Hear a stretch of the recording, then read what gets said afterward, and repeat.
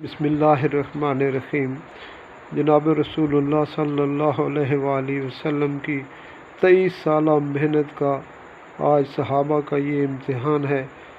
کہ تبوک کے موقع پر فصل کھجوروں کی پک چکی ہے، شدید گرمی کا موسم ہے، سفر بہت دور کا ہے اور جس ملک کے ساتھ نبرد آزما ہونے جا رہے ہیں وہ ایک سپر پاور ہے، لیکن کمال درجے کا یہ صحابہ کا عزم تھا کہ کسی ایک نے بھی کوئی بہانہ نہیں لگایا، نہ فصل کا،